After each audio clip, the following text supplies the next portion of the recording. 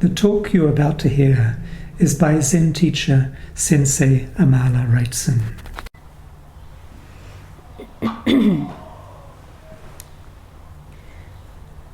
Today is the 27th of November 2019, and we're going to take up today a story from The Hidden Lamp, this compendium of stories about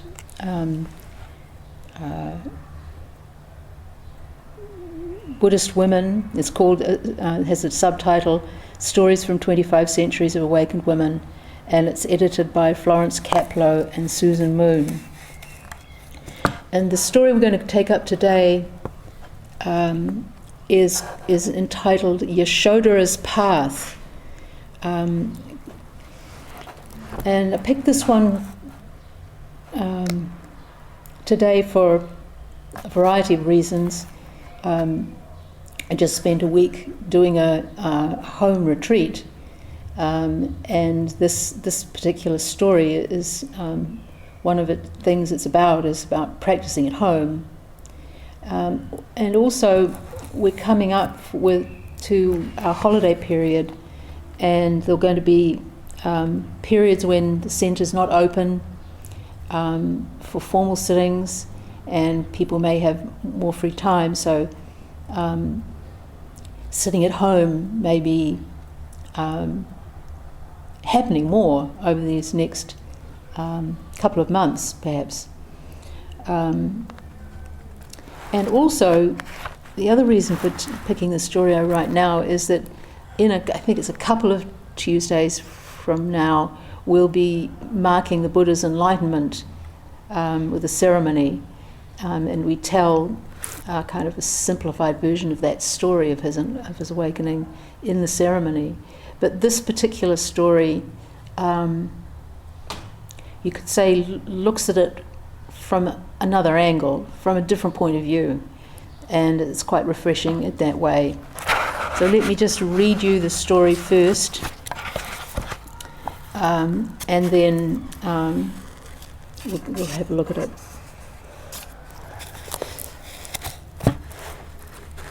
Yasodhara's Path. Yasodhara was Siddhartha Gautama's wife. In one of the less well-known stories about her life, Yasodhara, the glorious one, and Siddhartha had been married in many previous lifetimes. The night that Siddhartha left home, Yasodhara had 8 dreams that foretold his awakening, and so she allowed him to leave her. They made love before he left, and their son, Rahula, was conceived. For the next 6 years, Yasodhara remained pregnant with Rahula, and although she did not leave home, she travelled the same spiritual path and experienced the same difficulties as her husband, Siddhartha. She gave birth to Rahula, meaning moon god in this particular story, on the full moon night of the Buddha's enlightenment. She prophesied that Siddhartha had awakened and that he would return 6 years later. Later, she and her son Rahula both became part of the Buddhist Sangha. So some of you may think you're familiar with the story of the Buddha and his home leaving, and be wondering about the story because it's different from the usually told version.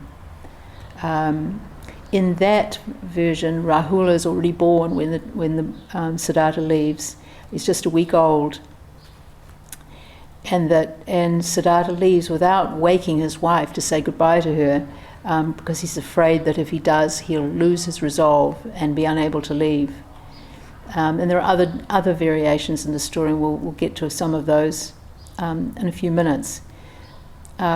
Just to say a little bit more about our 3 protagonists here, Yasodhara, Rahula, and Siddhartha, the future Buddha. We don't know a huge amount about Yasodhara. except that she was, of course, exquisitely beautiful.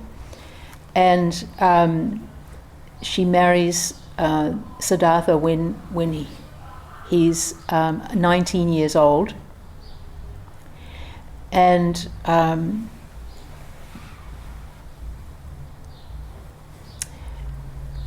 we also know that she was like the Buddha himself. She was from the warrior class, and came from within from another town near where Siddhartha's town was, but within the same clan, the Shakya clan.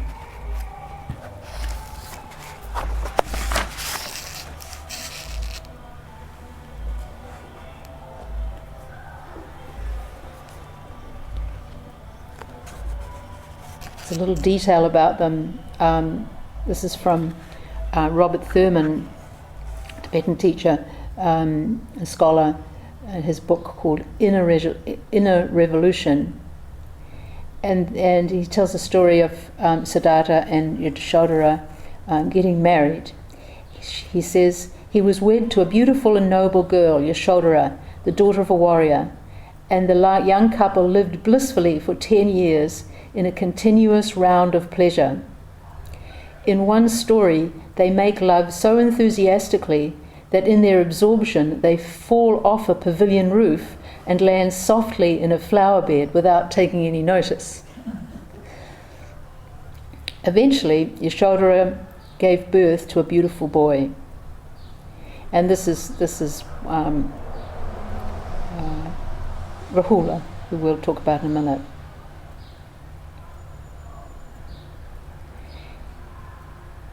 And in the traditional story, it was the social custom at the time that when the grandson was born, that was signalling the king's retirement in favour of his son. So it meant that Siddhartha was now the crown prince. He was proclaimed the crown prince, and a date was set for him to take over the running of the kingdom. But this pressure, or this expectation that was coming up for Prince Siddhartha, brought all his discontent and his questions and his doubts to the surface. And he made these 4 trips out of the palace to learn more about the world, so that he felt he was a little bit prepared for taking on this job of being responsible for the kingdom. And I'd like to read one version of this, which really humanizes the story. And this is from a version of the Dhammapada, the introduction, by Eknath Eswaran.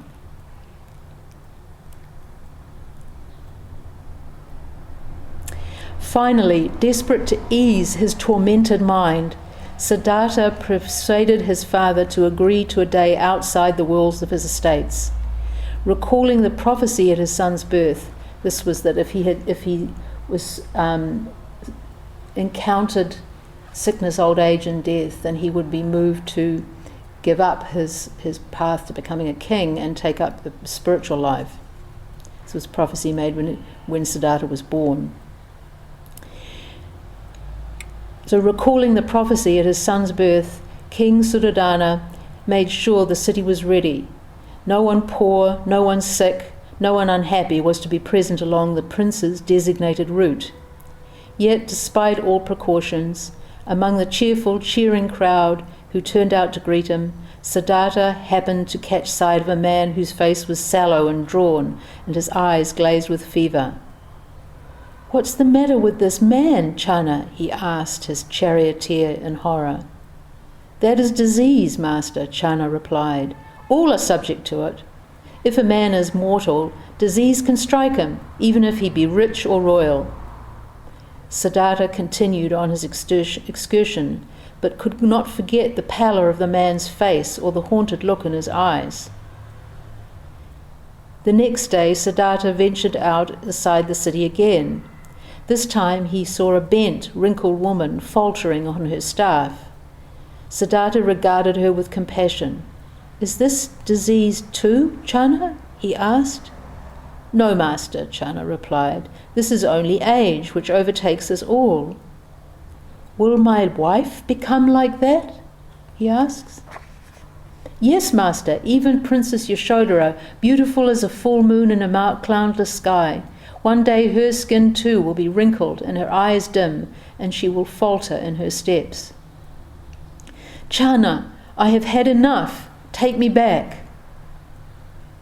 But in the palace, Siddhartha found no peace. Before long he ventured out a third time, and on this occasion he saw a corpse stretched out on a bier for cremation. "What is that, Channa, which resembles a man but looks more like a log?" "That was once a man, Master, but death has come to claim him. Only his body remains. Death will come for all of us, rich or poor, well or ill, young as well as old." "Even for my newborn son?" "Yes, Master, he too will lie like that one day." The prince closed his eyes and covered his ears, but a bomb had burst in the depths of his consciousness, and everything around him seemed edged with mortality. On his way home, a fourth sight arrested him. A man seated by the roadside, his body upright and still, his countenance radiant. "Channa, what kind of man is that? Is he dead too?" "No, Master, that is a bhikshu, one who has left the worldly life to seek what lies beyond. When the body seems dead but the spirit is awake, that is what they call yoga." Yoga meaning practice. So in this version of the story we get this real emphasis on his appreciating these four sights from the perspective of his own family members and how it will affect them. So it becomes even more personal than just his being responsible for the subjects in the kingdom, but becomes something very immediate to him.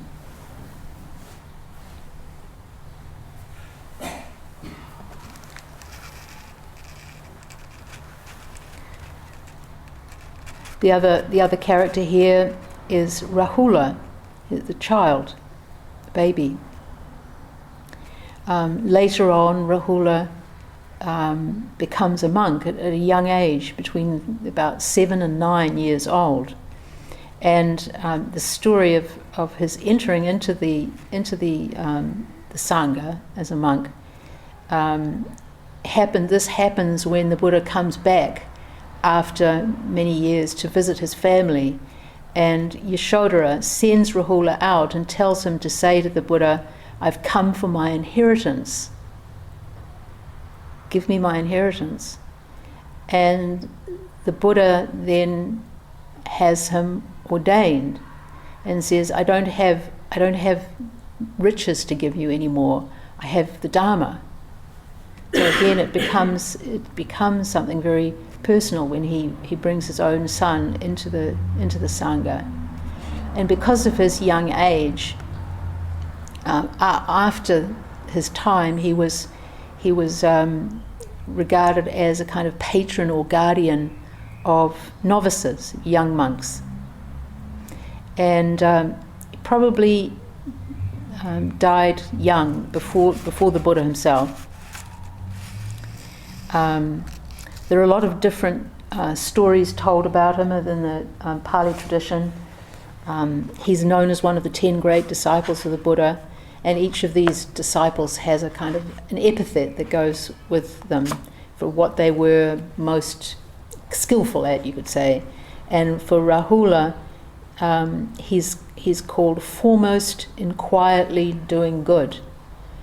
And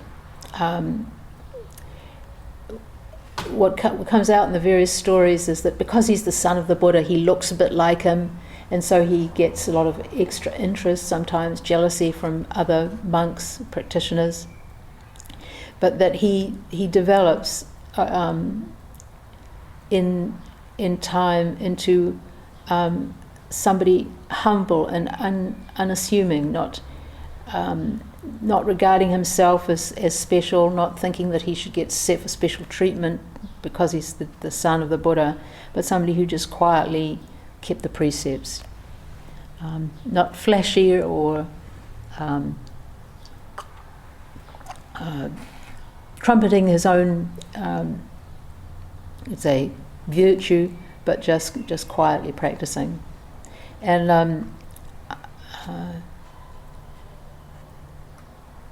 I didn't find any stories about his how he died, so perhaps he just disappears from the accounts, and that's why they guess that he died before the Buddha.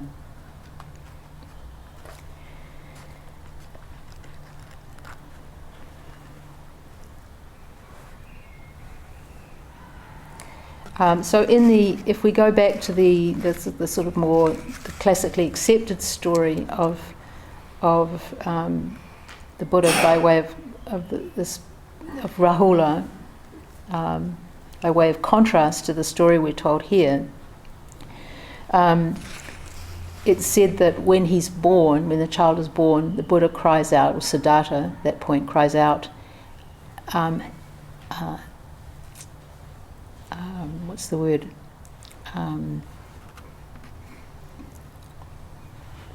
Hindrance, in the sense that he saw his son as a hindrance to his being able to leave home and leave the world, so to speak.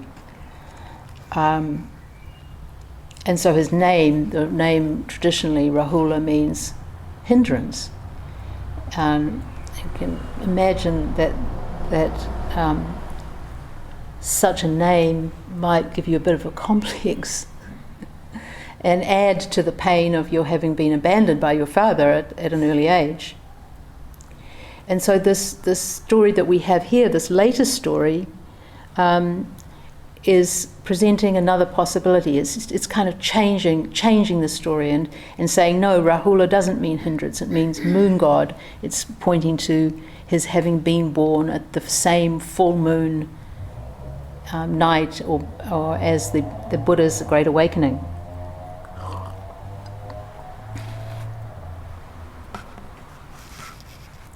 And in the traditional storia, there are various aspects which you can read as being, you could say, there in the way it's expressed a certain aversion to the world, to the feminine, to the physical and the earthly. Example of this is from Eswaran. As he's about to leave, he's making his great renunciation and leaving. He passes by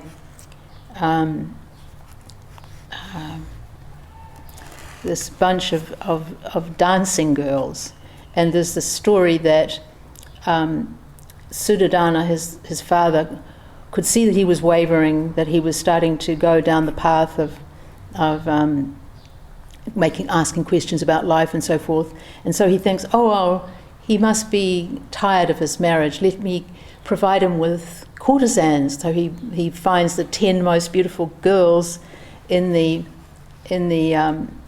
kingdom, and arranges for them to dance for the court. And here's how the story goes. The performance went on past midnight. Finally, the last guest left, and the courtesans, tired of waiting on the prince's pleasure, fell asleep. One by one, the lights burned out. Only Siddhartha remained awake, scarcely aware of the world, brooding over a still unconscious choice. Sometime in the early hours of the morning, it was, the chronicles tell us, the first full moon of spring, Siddhartha looked around him in the shadowy hall and saw a chilling sight. The dancers lay snoring in postures in which they had fallen asleep. In the moonlight, the lithe bodies that had seemed so lovely in silk and makeup looked coarse and offensive in their disarray. The chroniclers say that it was a conjuring trick of the gods, who wanted the prince to reject the pleasures of the world and seek enlightenment. But no such explanation seems necessary. For a moment the curtain of time had gone up, and Siddhartha had seen beneath the tinsel of appearance, past the strange illusion that makes us believe the beauty of the moment can never fade.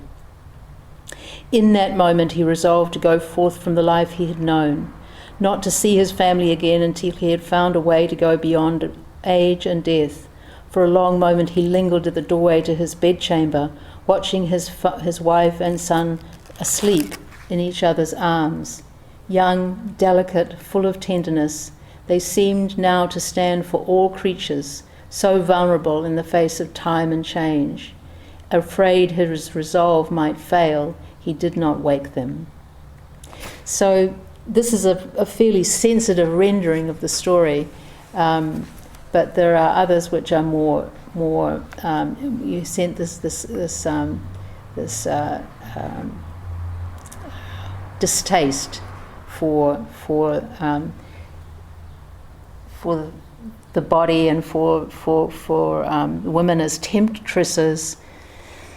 And so the story that we're given is providing us with another perspective on how this home leaving might have what it quite actually mean. And so let me just go back and relate this story that we've got here again, and then we can look a bit more deeply into it. Yasodhara was Siddhartha Gautama's wife. Yasodhara and Siddhartha had been married in many previous lifetimes. So here immediately an emphasis is put on the strength of their connection and the fact that they have been in relationship lifetime after lifetime. The night that Siddhartha left home, Yasodhara had 8 dreams that foretold his awakening, and so she allowed him to leave her. So again, the 8 dreams will later guide her in her practices that she did on her own after the Buddha left, because she saw in images what he was going to go through in his spiritual source. And there's this element, not in the original story, the earlier story, she says at one point, she holds up Rahula and talks about how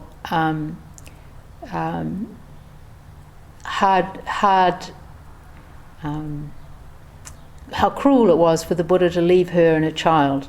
And of course, one can understand that she might, as a young mother, feel very strongly about that.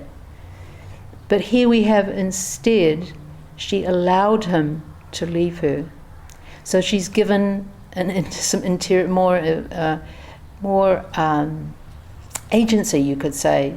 She's not so much just the human victim of the situation, the one being left behind, so to speak, and we don't hear anything more after that about her, but actually coming to this situation with some awareness and making a bodhisattva move of saying, yes, you must go, this is something you must do, and I'm not going to stand in your way.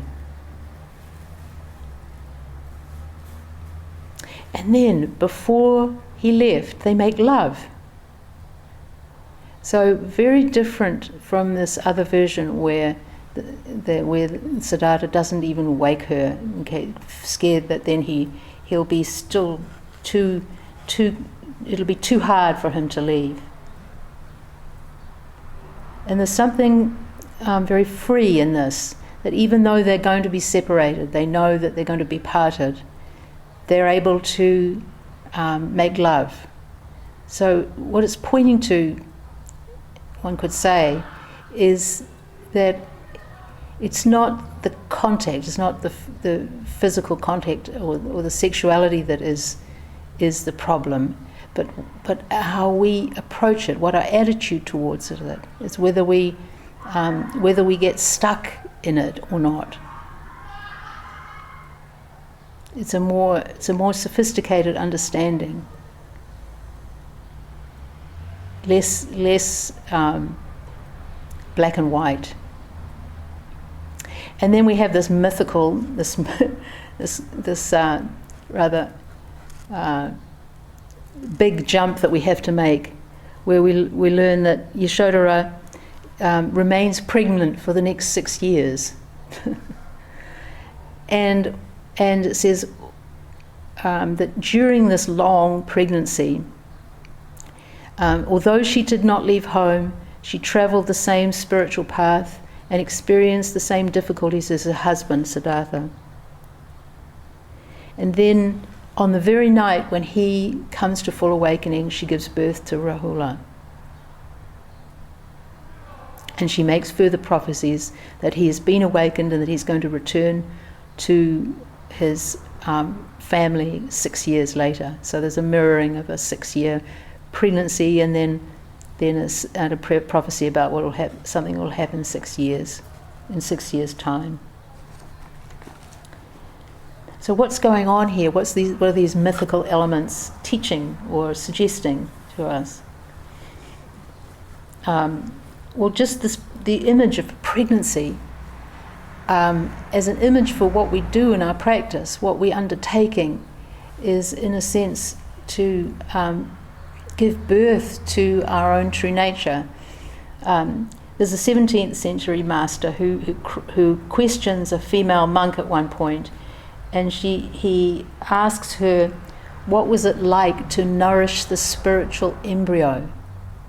So this phrase, nourishing the spiritual embryo, I think it's a powerful one in terms of what practice is. It's taking something that's there, that's deeply embedded in us, and bringing it to life, bringing it into this world where it can have a life in our relationships and our work and our ways of being.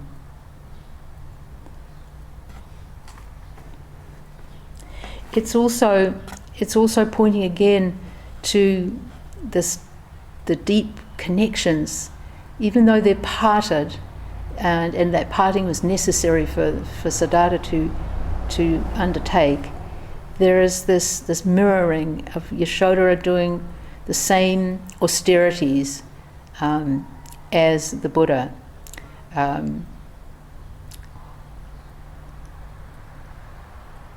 When he eats very little, she eats very little. When he undergoes different austerities, she undergoes them. And that the final outcome of this is the birth of this child.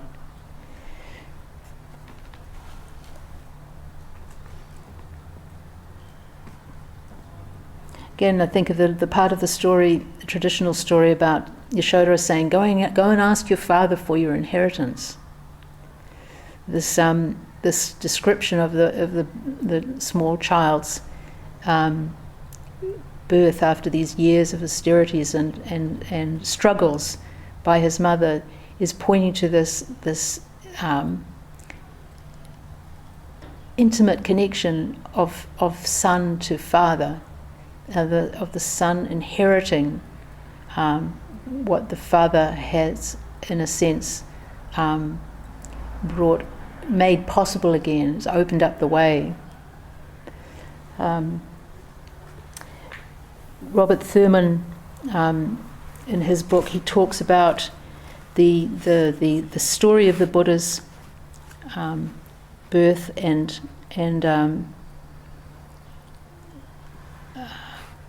progress towards enlightenment as being as pointing to the fact that he was a figure who changed a culture. He says all the images of the Buddha's birth and youth symbolically announce a major shift in civilization. He is described as having been conceived while his mother, Maya Devi, was on retreat, away from his father or any male, and then born in a blooming springtime garden where Maya Devi was away from, while Maya Devi was away from her husband's palace. In fact, the story is that she goes back to her parents' place in order to give birth. This is a traditional practice. And then a detail that I hadn't remembered or read before, when the infant Buddha was presented at an ancestral temple, the god images came to life, stepped down from their pedestals and bowed in obeisance to him. And he was named Siddhartha, he who accomplishes his goals. So the point here in the story is that he's, in some sense, he's not his father's son, in that he's representing a new way of being in the world. So not the old hierarchical Brahmanic world out of which he came, which caste was very powerful, and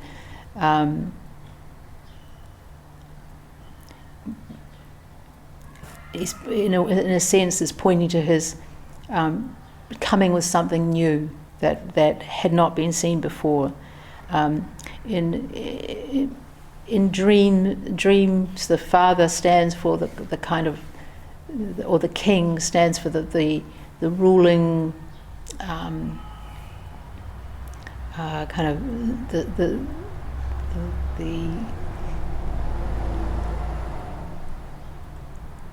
the rules and structures of the time.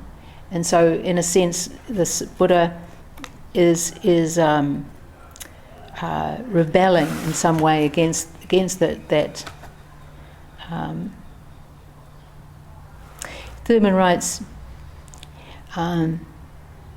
then came the great renunciation, Siddhartha's resolution to abandon wife and child, father and kingdom, his own duty, identity and property in order to pursue the meaning of living. He was willing to rupture the social fabric, to set off what seemed to be a lost cause.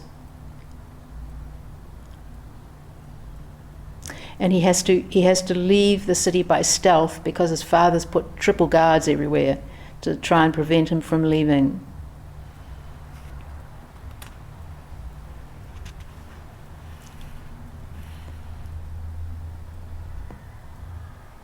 And his father sends out guards to try and bring him back,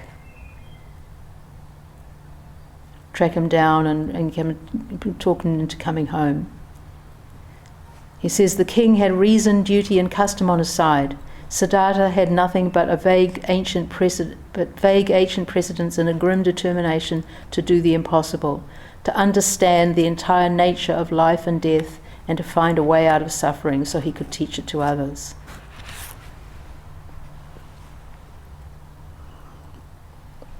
It was after he left the palace, he crossed across the river, cut off his hair, took off his royal robes, handed them to his charioteer, and then headed into the forest to seek out the teachers, the best teachers he could find of the day.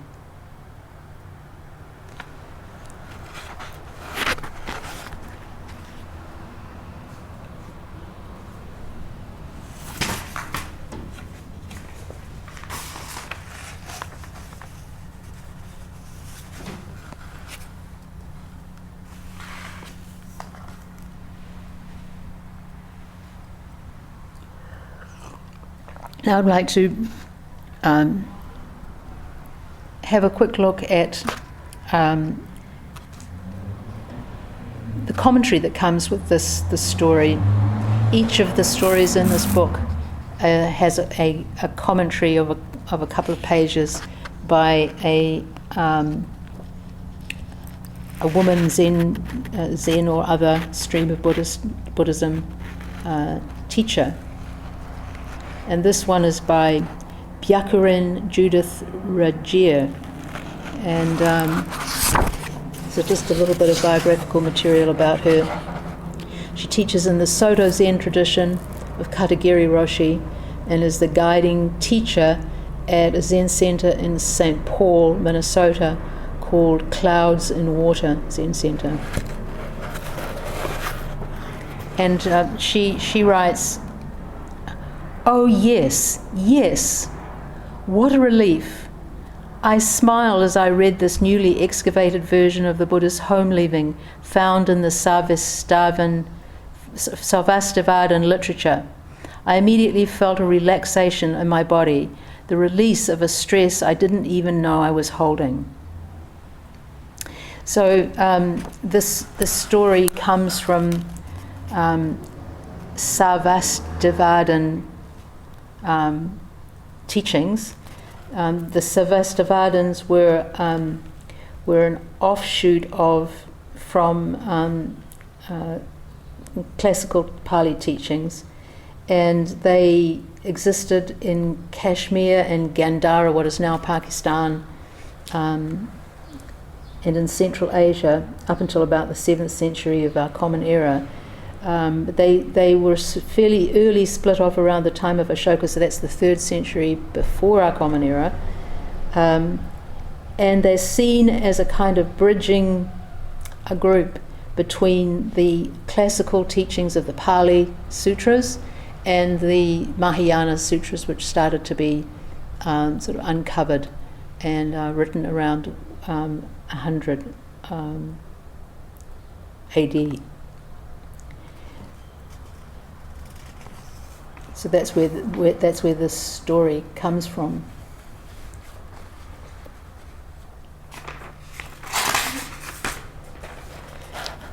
But she's expressing what probably many of us feel, the sense of a kind of relief in hearing this other version, less body-hating, woman-fearing version of the story. She says, every time I had to tell the Buddha's early story in my teaching life, I gulped. In the post-feminist world of the 21st century, can we continue to tell stories from the past in which women are invisible or rejected? And there's definitely this element in the story, and it has its effect when people read about this. I remember reading an account of when Roshi Philip Kapleau first went to Poland. This would have been in the late 60s, I guess. And it tells the story of this very, very intense young Polish man coming up and saying, I want to become a monk. I want to give up everything and just devote myself to the Buddha Dharma. And it turned out that he had a young child. And so Roshi Kapleau spent some time convincing him that that was where he needed to be, not to be leaving his wife and child and becoming a monk. But you could excuse him for taking that step or thinking that was the right step, given the stories that we read and that we're told. Then she asks the important question. She says, what needs to be renounced as we enter into a spiritual path?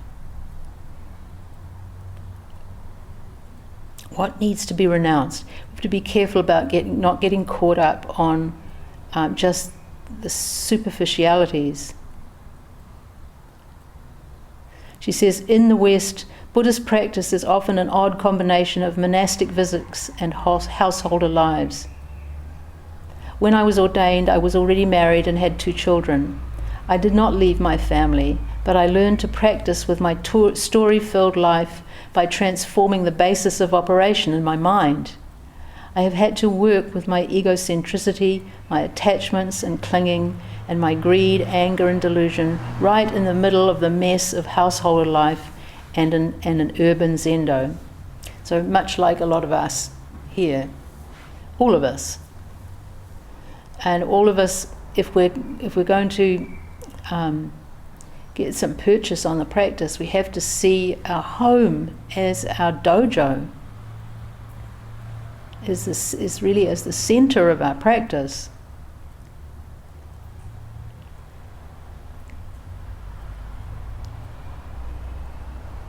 When think of Yasodhara too, even though she said, you must go, I let you go, do what you need to do.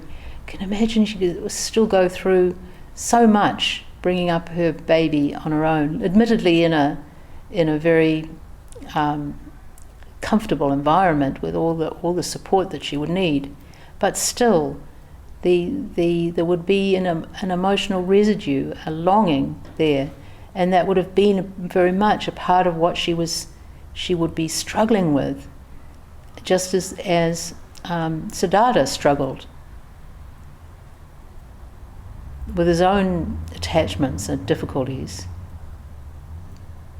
She goes on, after 40 years of practice, I'm still practicing home leaving within the boundaries of a home, as Yasodhara did.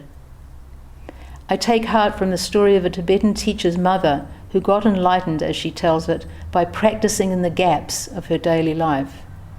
Or as my root teacher, Katagiri Roshi, would encourage us by saying, in every moment, merge subject and object into the very activity that is arising.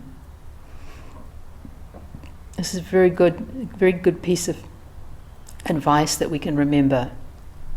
In every moment, merge subject and object into the very activity that is arising. To become one with whatever we're doing. To question, if we're working on a koan, then to bring the question to whatever we're doing. To merge the question with the activity. So that mu questions mu.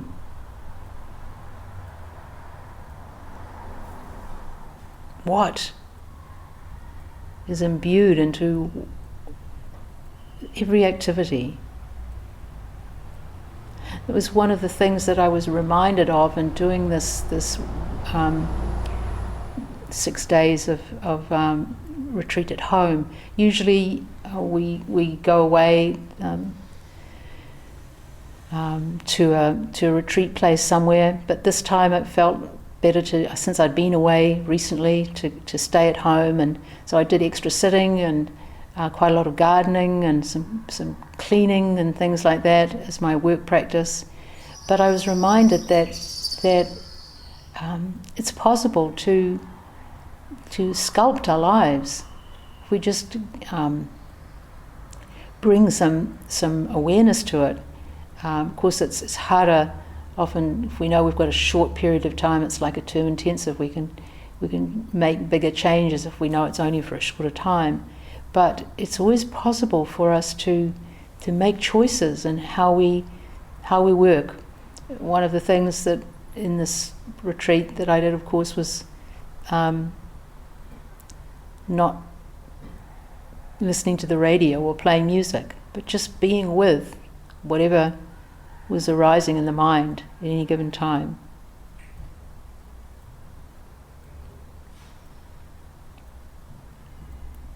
She goes on.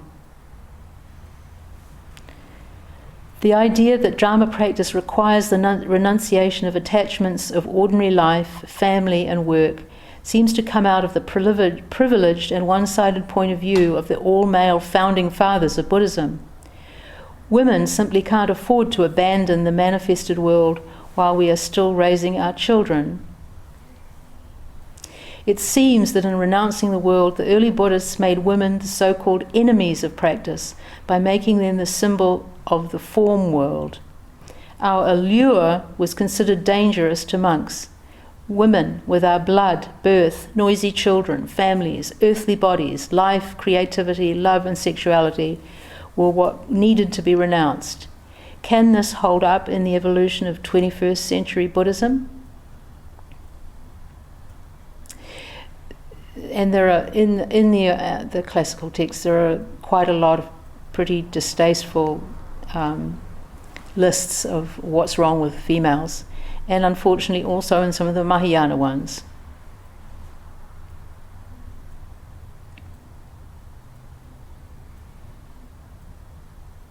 There are some telling details in the two myths of Buddha's leaving the palace. The translation of the name Rahula, Siddhartha and Yasodhara's son, is quite different in different versions. In the Theravadan school, Rahula means fetter or hindrance. implying that a child is one of the ties that bind us, like a chain or shackle, to the illusory world. But in the Sarvāstivāda version, Rahula means moon god, reflecting simply that he was born on the night of the full moon when the Buddha himself awakened.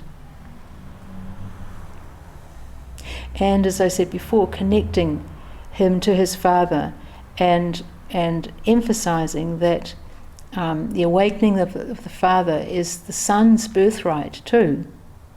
And of course the full moon being right throughout Buddhism an image for this awakening.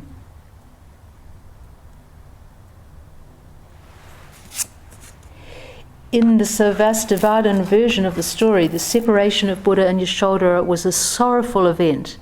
They loved each other, but they knew that there must be a separation.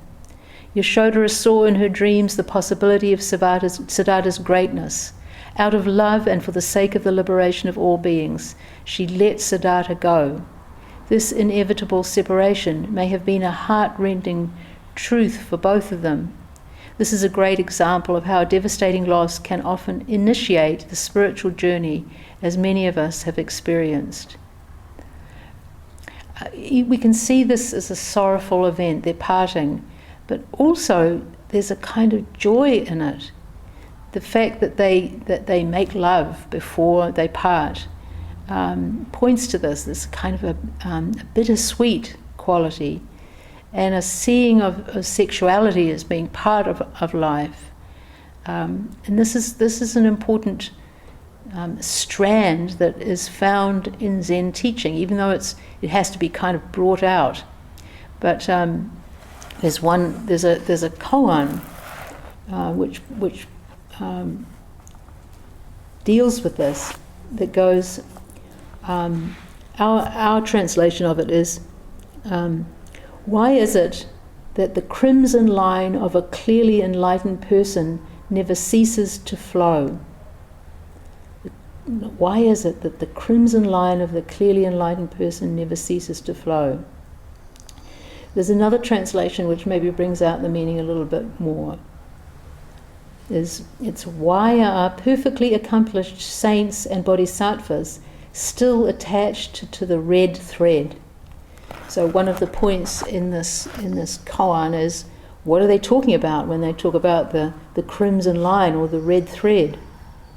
What does this mean?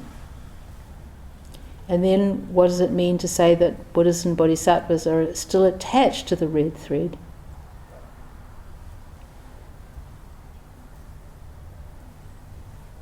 There's also another way it's translated, where this red thread is translated line of tears.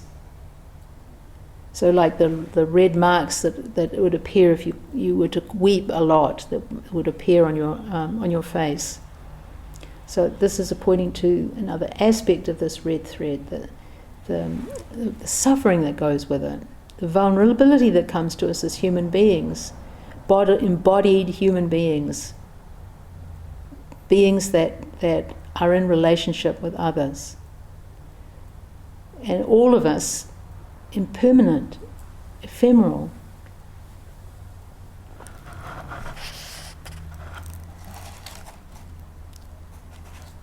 She says, what I love about this story is that it honors the spiritual path of the home. Yasodhara, the one who stayed home, dug into her own spiritual life right where she was. When I first had my babies, I laughed and told all my friends, child rearing is just like going to a monastery. Everything you do is for the other, in quotes, and there is hardly a moment to think of yourself. Another Buddhist teacher who is a father commented, it's like my heart is running around outside my body. Becoming a mother completely connected me to the mystery of life. I could no longer be self-centered, and my heart burst open. Of course, this doesn't apply only to bringing up a child. We can be broken open by caring for a parent, or going through an illness with a spouse.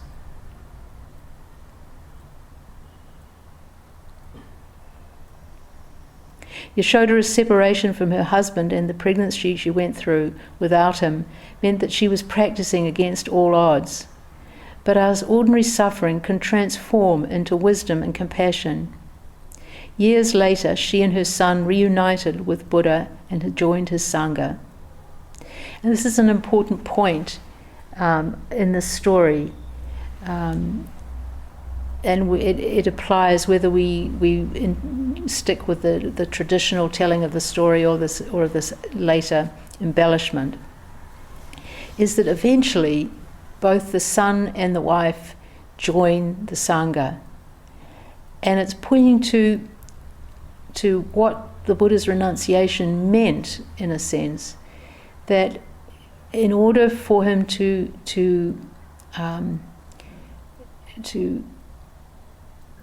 create and to sustain through his teaching a bigger family, he had to abandon his narrow sense of family.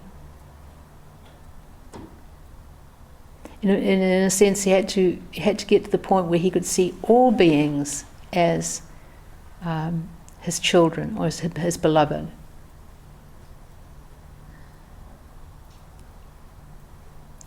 All birth is magic. In this legend, Yasodhara giving birth on the same full moon night as the Buddha's enlightenment under the Bodhi tree is a miraculous honouring of non-duality, the dynamic dance of man and woman, enlightenment and delusion, ordinary and sacred, birth and death. And then the editors, always at the end of these chapters, they add some questions. And here are a couple. Sometimes a hero's journey is made without ever leaving home. What invisible journeys have you made?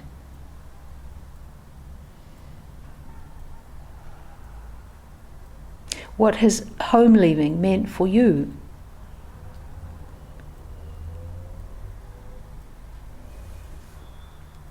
We'll stop here and recite the 4 vows.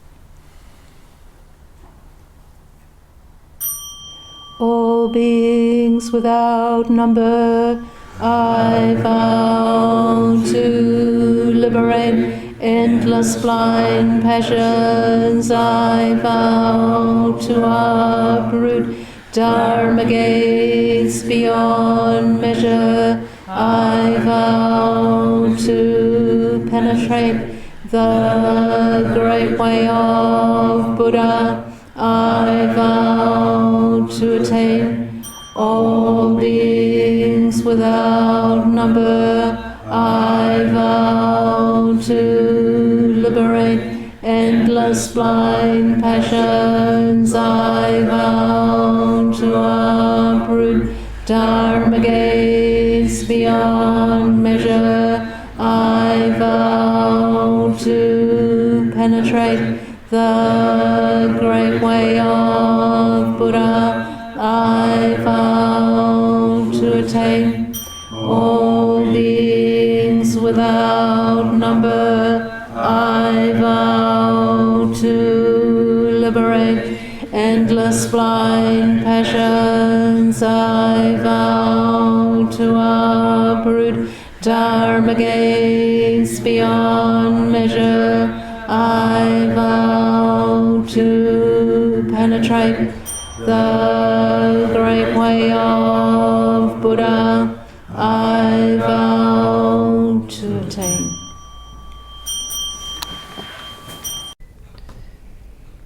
The teaching you have received is offered freely.